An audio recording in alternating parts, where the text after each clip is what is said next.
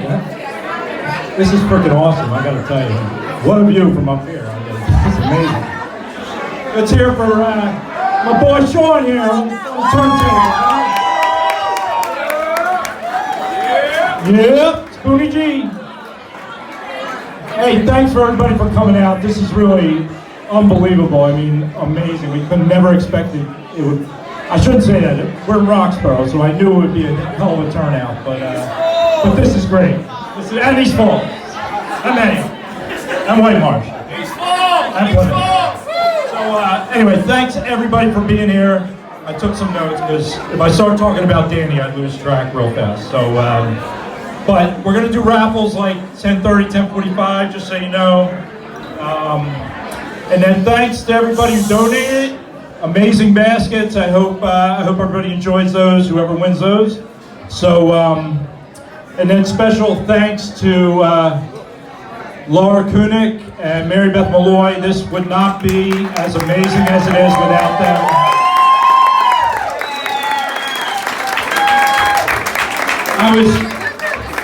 I'm saying to myself, oh yeah, we can do this, and then I saw what they did, and I went, whoa, we couldn't have done this. So, amazingly organized, tremendous event. Our volunteers, thanks to all our volunteers who are working out for us tonight too. Thanks everybody, really great. And Grams too, thanks Grams. Amy at Grams, thank you. Awesome. So accommodating, they've been tremendous, love them. So what we're doing here tonight, just so everybody knows, all the money we're raising tonight is going to programs for special needs, kids, young adults, activities that they can do outside of school, outside of work, those kind of things. We're raising money for that. That's really, really important. Danny's progress he made through the years, a lot of it was because of a whole lot of contributions from a lot of people, and a lot of it was some of those extra activities he took part in. And that's what we're raising money for tonight. So great job everybody, we're doing it for the right reasons here.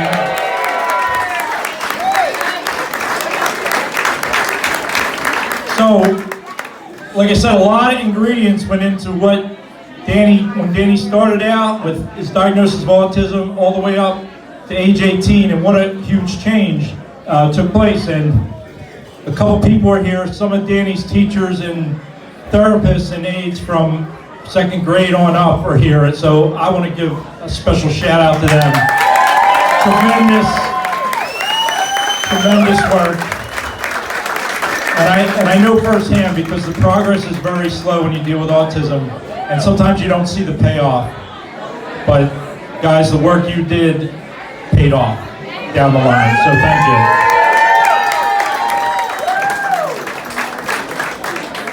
So, a little bit about Danny now. Danny was like the kindest, most pure, innocent kid there ever was, and adult there ever was. And I truly believe we're all born that way, and Danny never lost it. And I think we can thank autism for that, because he never lost that innocence. It was unbelievable. And we loved it. It was a beautiful thing. So, when he got to high school, as a matter of fact, he was a man at that point, at least he thought he was, so like any high school student. So anyway, he would get off the bus in the morning, and by that point he had improved his language, he was starting to socialize more, and now he's in high school and he's real independent now. He'd get off the bus and he would stand there with the principal and greet every other kid as they came into school every morning. With his, "Hi, I'm Danny." Every kid. So he quickly became the mayor of Cheltenham High School, and it was really cool. Unbeknownst to us, we didn't know it, because of course he didn't tell us anything, so it was like pulling teeth. So we find out kind of in hindsight what a big impact he had on that high school. Matter of fact, a lot of the kids told us how cool that was, that Danny said hi to them every day, or ran over them in the cafeteria to say hi, and they miss that now. But leading up to that confidence that he could do that, when he was first diagnosed and we were in Ohio, Joni went absolutely bonkers and basically bought all the teaching supplies you could possibly buy. I know, because I got the bill, but But she turned our basement into a classroom, and she literally spoon-fed him the English language with pictures, ball, the picture, and it's ABA therapy. She learned how to do ABA therapy, and she did it every day, and it was a rough time in her life.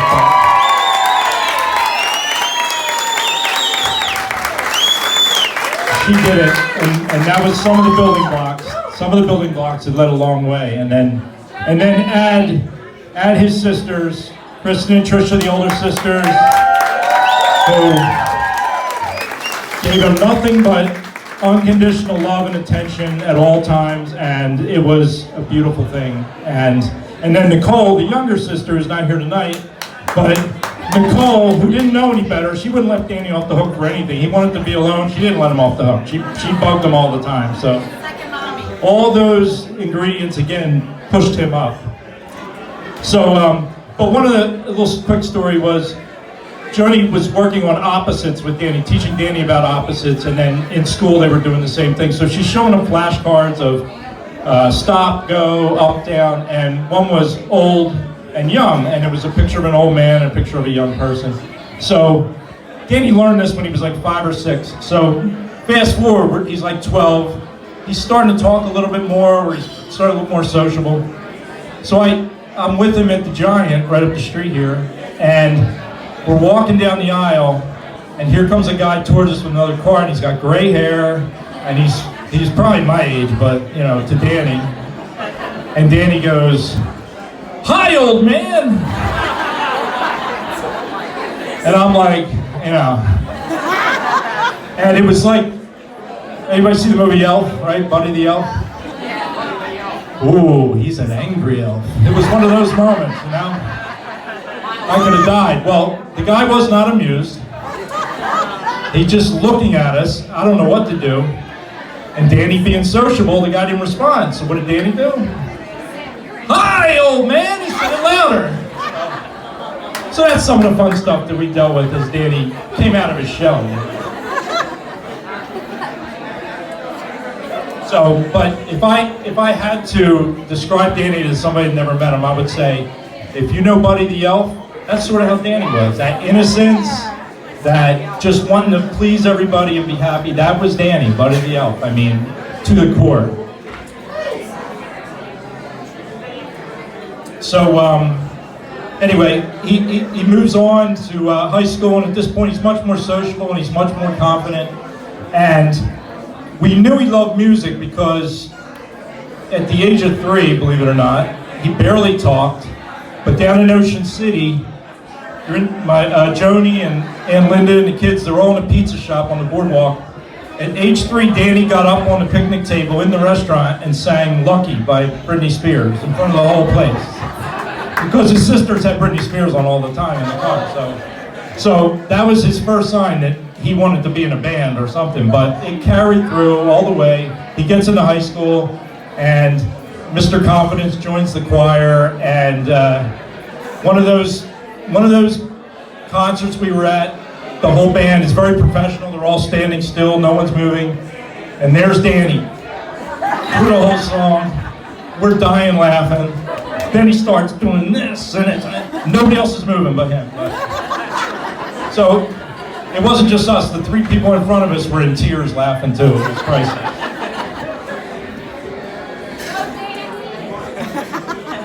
So, sorry, I'm getting off track here. I promised I wouldn't do this, but so anyway, so he's in choir. He loves music. He's at home. He's on YouTube and every song that's out there. He falls in love with Avril Lavigne on YouTube, and he's telling us, "I want to go to California and Canada," and we're like, "Okay." And he tells us like every day, "I want to go to California and Canada." Well, then we find out Avril Lavigne has a house in LA and Canada. So anyway, so then Danny decides he needs to up his skills as a singer in the choir. So he's pretty insistent, "I want singing lessons." And when I say he's insistent, like 4 times a day, it would be, "Rick, I want my singing lessons." And if you're wondering why he called me Rick instead of Dad, through school they started a transition program into work. So he was learning how to work in a job, and they taught him, and this was Beth Resch taught him, when you're at work, you call adults by their first name. So he came home that day, and from then on, we've been Rick and Joni, from then on. Rick, I want a ginger ale. Rick, I want chocolate chip cookie. Rick, I want my singing lesson. Every day, for about 3-4 weeks, and we were trying. Thank goodness Kristen pushed and pushed and pushed. Finally, we found a place that would take an autistic boy for singing lessons. So I finally take him, and it was October 10th, and I take him for his singing lessons, and he was so excited, and the teacher, the instructor, she was a little apprehensive, and it went really well, and he sang Complicated by Avril Lavigne, and of course that was his choice, and he killed it. He was awesome. So, and I was there because normally you wouldn't stay in the studio with them, but the instructor said, "Can you please stay?" Because she didn't know what to expect from an autistic boy. She wasn't trained, so.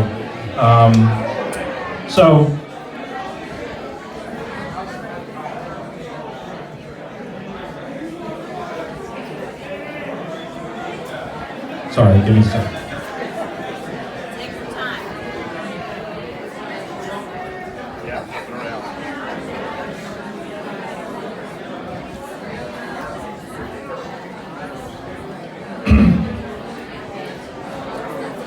So anyway, he had his singing lesson, he sang Complicated, and then later on that night, he was gone. And it was the happiest day of his life. So that kind of lifts us up a little bit, that he was on top of the world, and he was a rock star that day, and that helps us get through. And all those years, we worried and we planned, what's Danny going to do without us someday? And now we have to figure out how to live without him, so it's hard. But what gets us through is you folks. I mean, our family, our friends, our community, this community. I can't thank you enough. You have gotten us through the last 12 months, so thank you.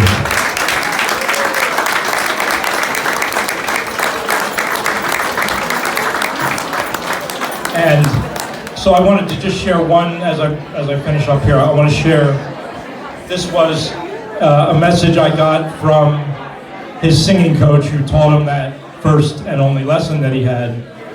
And she wrote to me and she said, and she had been a music teacher and singing instructor for many, many years, and she wrote to me, "As you know, it was with some trepidation that I began my first lesson with Danny. It didn't take long to see that Danny was not just a boy with autism. His excitement and passion for music erased all my concerns. And by the end of the lesson, I began to ask myself, who was teaching who?" So that's the kind of kid Danny was.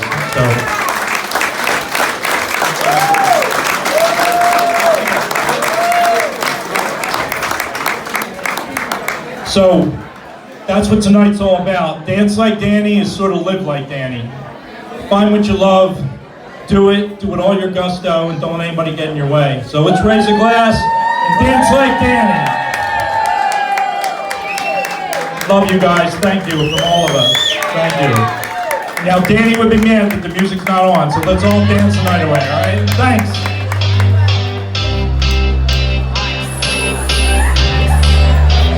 Come on everybody, get out here on the dance floor, we got plenty of room for you.